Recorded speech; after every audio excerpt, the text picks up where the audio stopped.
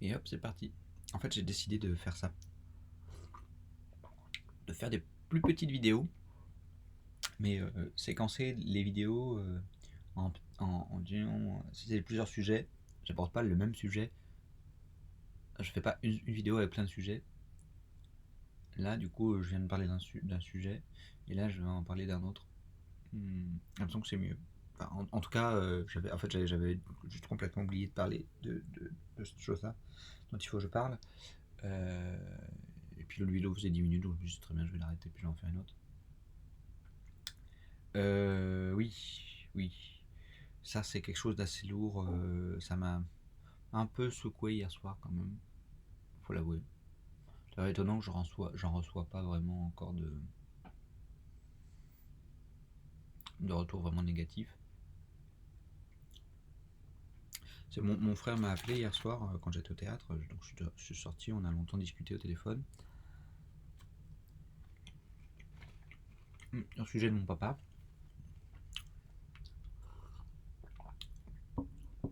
qui a un handicap mental, l'ADEME. Il a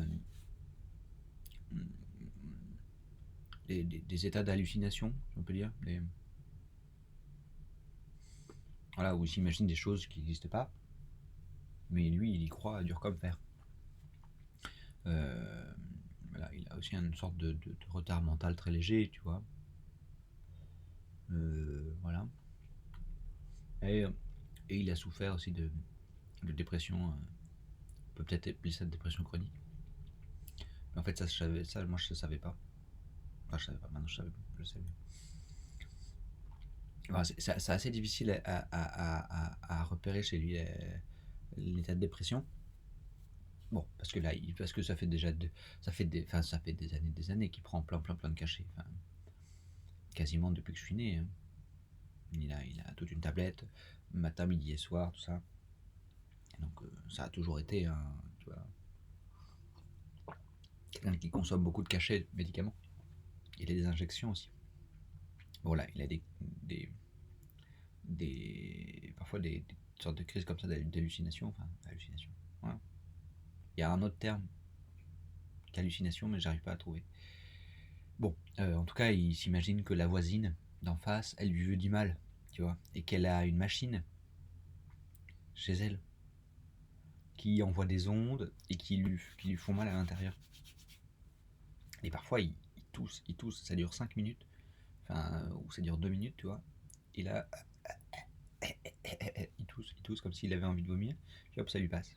Et, euh, et il dit que c'est la voisine, tu vois, avec sa machine qui lui veut du mal et qui la détraque. Qui le détraque. Et, et donc, bon, voilà. Et puis aussi avec les caissières du supermarché. Euh, En fait, c'est un complot, tu vois. Les caissières du supermarché aussi, avec la voisine, en fait, lui veut du mal. Tout ça. Et donc, bah, il va même, tu vois, pas au supermarché le plus près pour faire les courses, tu vois, parce que celles-là, elles sont, tu vois, elles lui veulent du mal. Tu vois. Elles discutent entre elles, tout ça, et tout ça. Et donc voilà, c'était. Parfois, il y a eu d'autres crises et d'autres crises d'hallucination, quand on était plus jeune, notamment, où il s'imaginait qu'il y avait des caméras partout, en fait. Tu vois, qu'il y avait des caméras qui l'observaient, tout ça. Il y avait quelqu'un qui récupérait les poubelles, du coup, tous les papiers importants, il les brûlait dans le garage. Enfin, il en était venu à quasi. On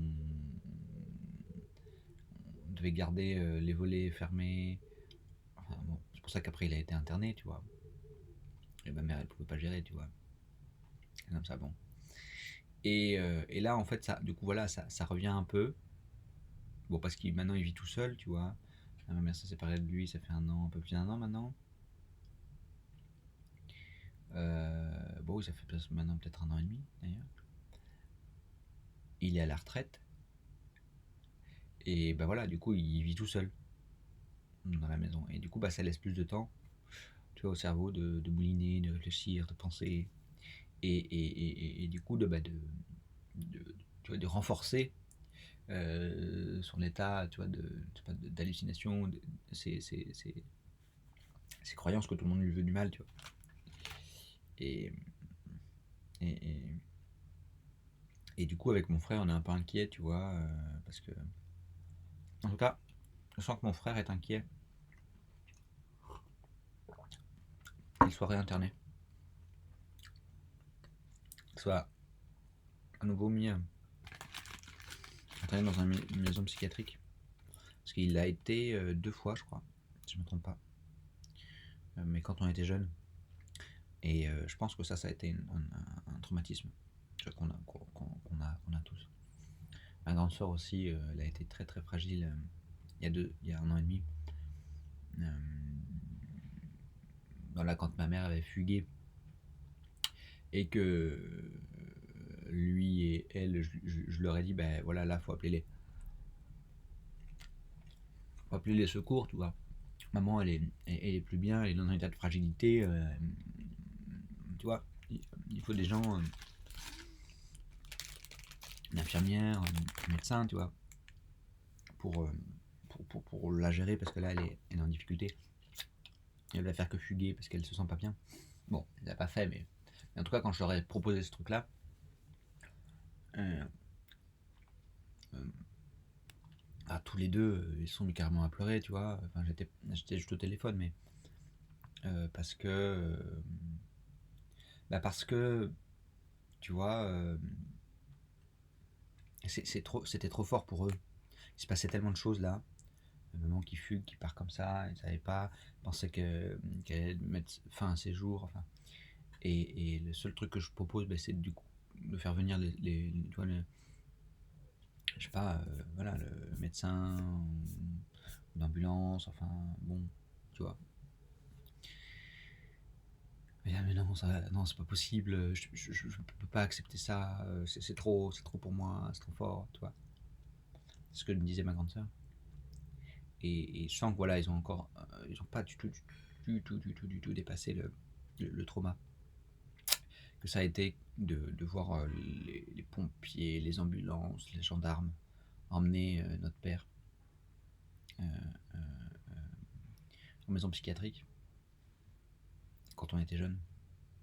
Et du coup, la simple idée d'imaginer qui est tous ces fourgons voilà, de faire venir une ambulance, ça va pas. Ça me disait, non, c'est pas possible, je peux pas, j'arriverai pas à voir. Enfin, je- non, c'est trop pour moi. Je peux pas avoir ma mère emportée dans une ambulance, tu vois, comme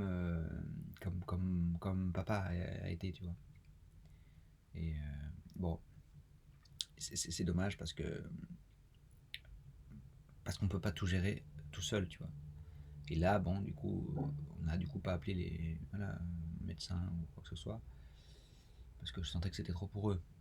Mais du coup, voilà, on a à tort souvent trop géré tout seul, tu vois. Alors qu'il y a des psychologues qui sont là, il y a tout un arsenal du milieu médical qui pourrait être là pour assister parce que voilà, des traumatismes, c'est violent quand même, tu vois. Ça crée des peurs, ça les réveille à ces moments-là. Et voilà, moi j'ai fait un peu cet effort-là. Là, ça fait du coup 3 mois que j'avais effectivement vu un psy. Puis je continue maintenant 1 fois par mois.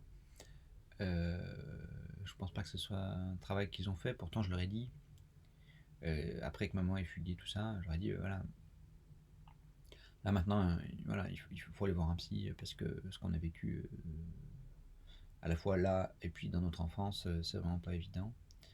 Et, euh, et pour se construire bien, et voilà. Et bon, je pense que voilà, ils se disent bah oui, oui, Julien va voir un psy, il en a besoin, tu vois. Et puis nous, ça va, on est fort, tu vois. Le problème, c'est que non, personne n'est fort, ni moi, ni eux. Pour ça, les traumatismes, des choses très fortes comme ça. Ouais. Et puis, moi, j'ai pas envie que ça me retombe dessus, tu vois. j'ai pas envie de me retrouver dans la même situation qu'un an et demi quand maman a fugué. Si imaginons que papa soit réinterné, mais comment ils vont être, quoi? Il va falloir ramasser la petite cuillère, enfin, ils vont péter un plomb, quoi. Et, et, et, et, et moi, j'ai pas envie de ça. J'ai juste envie, ok, allez voir des psys, soignez-vous, tu vois. Euh, so- euh, Soyez accompagnés, tu vois, pour c'est pas préparer votre esprit mais, à cette possibilité, tu vois. De, je sentais que vraiment Alexandre, ça travaillait. D'ailleurs, ouais. Euh, donc voilà. Donc, en tout cas, ce que j'ai été ravi, c'est que mon frère m'appelle, tu vois. Il me disait, je peux t'appeler dans 15 minutes. C'est étonnant quand il me dit, je peux t'appeler dans 15 minutes. Donc, je sentais qu'il y avait un truc qui était pas normal. Là, et puis du coup, on a longtemps parlé, du coup, parce qu'il ressent un peu un malaise, tu vois. Il a dîné avec mon père, là, hier soir, et voilà, il sentait que, bah, il est dans une forme d'impuissance, tu vois. Il voit que mon père est retrouve des états un peu d'hallucination, de trucs comme ça. Il en veut aussi à mes oncles, enfin, du coup, aux frères de mon père, tu vois, qui pour le moment, c'est eux qui prennent en charge mon père, tu vois. Mais ils sont pas dans un état d'esprit très bien par rapport à la maladie de mon père. Et pour eux, en gros, elle n'existe pas, quoi. Et ils disent à mon père, non, t'as intérêt de, de rien dire, ok, tu caches ce que tes hallucinations là. Tu vois. Peut-être qu'ils acceptent pas d'avoir un frère qui a un handicap comme ça, je sais pas. Et du coup, bah, il y en a un d'eux, il vient, il l'accompagne pendant les rendez-vous psy de mon père.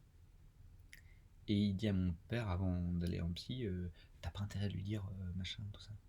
Et ce qui fait que du coup, bah, en fait, le psy que voit mon père, bah, il ou elle sait probablement pas toutes les hallucinations que mon père se raconte, tu vois. Parce que il y a mon oncle qui est avec mon père, et du coup, bah, tu vois, mon père se sent pas trop libre, tu vois. Et, euh, et là, la chose étonnante, c'est que mes oncles ont dit à mon père, attention, si tu continues de raconter tes histoires là, on t'envoie en maison psy, tu vois. On t'envoie chez les fous. C'est leur expression, on t'envoie chez les fous. Ouais, je sens qu'elle va durer longtemps cette vidéo. Donc, donc ouais.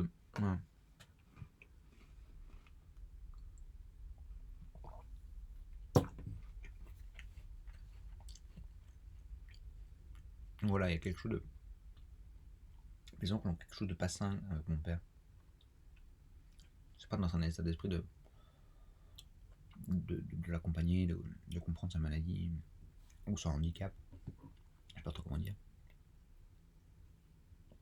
Et ça inquiète mon frère. Ça m'inquiète aussi, évidemment, là, tu vois, quand j'en parle, ça. Ouais, ouais, ça. J'étais dans un état positif, tu vois, et là, rebrasser tout ça. Bon, voilà. En tout cas, voilà, je suis content que mon frère m'appelle et me partage ces sentiments-là. Je sens qu'il avait besoin de parler, quoi, pour dire tout ça. Parce qu'un un de nos voisins aussi, et il a appris qu'en fait, en gros, notre père a une réputation dans la ville d'à côté, tu vois, dans une des entreprises de poids lourd. Alors, apparemment, le voisin aurait fait le portrait de mon père comme le fou du village. Là. Hein, mon frère a appris ça et vraiment il était énervé, quoi. Tu vois, on répand des rumeurs ou des trucs comme ça sur notre père sans qu'on sache, tout ça, en disant qu'il est complètement fou et tout ça. Et tu sentais que, putain, tu vois, il pouvait carrément faut en venir aux mains, tu vois, mon frère. Bon, je pense qu'il en est capable, tu vois, mais après, il a quand même quelque chose, il est quand même un mec très raisonné, donc il peut plus porter des coups par rapport à moi, quoique maintenant.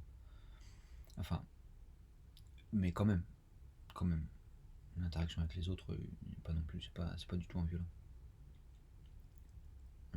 On se rejoint par rapport à ça d'ailleurs. Et donc voilà, ça m'a fait du bien qu'il me partage ses craintes, ses peurs, ses doutes, tu vois. Parce que je pense que là, il a des difficultés un peu à gérer, parce que après, c'est lui, tu vois, qui est, je pense, l'un des plus en contact avec mon père, et du coup, bah, qui voit son état, quoi, au quotidien, tout ça, et je pense que ça doit être difficile. Moi, j'ai entre guillemets cette chance d'être plus loin, et de pouvoir être un peu, tu vois, isolé par rapport à toutes ces problématiques-là, et de pas en souffrir quotidiennement, tu vois. Et c'est peut-être d'ailleurs pour ça qui me pousse à finalement à m'éloigner un peu du milieu familial. Et je devais y aller, et puis finalement je suis pas allé une fois. Probablement ça aussi, je sens que c'est pas simple là-bas, donc j'ai pas envie d'y aller. Et je sais qu'il va falloir que j'y aille là, début juillet, je pense. Euh, et donc bon, voilà, ça me fait du bien euh, de voir qu'Alexandre, mon frère, enfin, tu vois, me confie de hum, ses craintes, ses doutes, ses peurs. Quand il en ressent l'envie, il m'appelle, quoi. Et ça, c'est vraiment bien.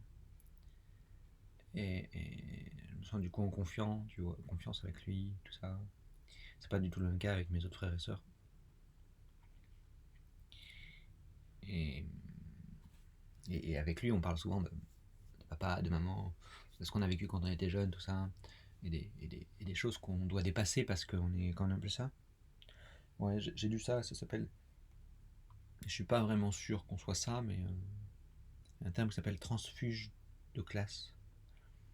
En gros, donc il vivait dans une classe sociale, puis qui finalement vit dans une autre. Ben, je pense qu'au moins nous deux, peut-être, hein, il y a peut-être des formes de transfuge, tu vois. Et donc c'est pas évident, tu vois, parce qu'on a un passé qui correspond plus du tout à la, à à la condition sociale, tu vois, de maintenant. Et donc on est peut-être dans une forme de conflit permanent, tu vois, entre notre passé, notre nous du passé et celui d'aujourd'hui, nos interactions du passé, la façon dont on parlait aussi, la façon dont on voyait le monde, tout ça, du passé, et la façon dont on voit le monde, on interagit avec les gens maintenant. Notre relation à l'argent, évidemment, aux autres, notre passé aussi, qu'on a envie de guérir, de soigner, de modifier. Enfin, même si on sait que le passé ne se modifie pas, c'est plus les effets du passé en soi, tu vois, qu'on a envie aussi de modifier, dépasser et faire grandir. Enfin, entre autres choses. Bon, bref, voilà. Voilà, donc on a cette problématique avec papa. Je sais pas trop ce que ça va pouvoir donner, en fait. Tu vois, ça m'a fait aussi un petit coup de voir qu'Alexandre, il allait pas super bien.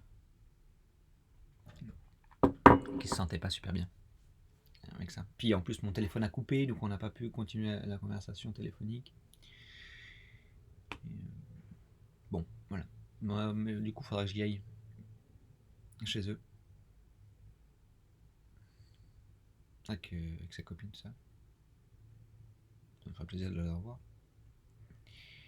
Donc, voilà. Voilà. Je vais m'arrêter là. Même si j'aurais encore envie d'en parler. Mais pour cette vidéo là, ça fait déjà 20 minutes. On est bon. On est bon. J'ai dit ce que j'avais à dire, quoi.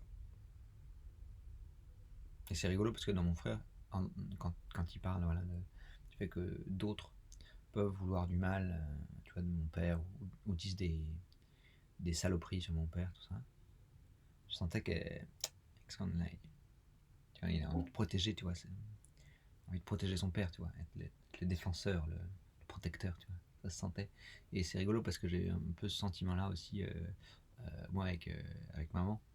Où, quand les oncles de mon père faisaient leur merde, tout ça, puis il l'accusait de toutes les choses. Bah, j'ai envie, tu vois, de défendre ma mère, tu vois. Mais farouchement, quoi. Euh, et c'est rigolo, voilà, qu'on soit dans ces trucs-là. Du coup, je me vois en lui, tu vois, quand lui dit putain, t'as vu, on raconte des saloperies sur papa, c'est pas possible. Putain, si je le revois, lui, j'aurais envie de le frapper, tu vois. Bon, après, il dit, je sais que je ferais pas ça parce que je suis pas violent, mais putain, ça m'agace, ça m'énerve. Les ragots, machin, tout ça. On fait passer une mauvaise image sur papa, l'abruti, le malade mental, je sais pas quoi. Et, et bon, voilà, après, j'essaie aussi de le raisonner, tu vois, parce que effectivement, les termes sont pas les bons, mais après, notre père a une forme de handicap, ça c'est certain. Qu'ils aient pas les mots et qu'ils utilisent des mots un peu grossiers et pas très corrects, bon, voilà, c'est. Que veux-tu? Des abrutis, quoi. Des abrutis partout. Bon, allez, je m'arrête là. A plus. Ciao, ciao.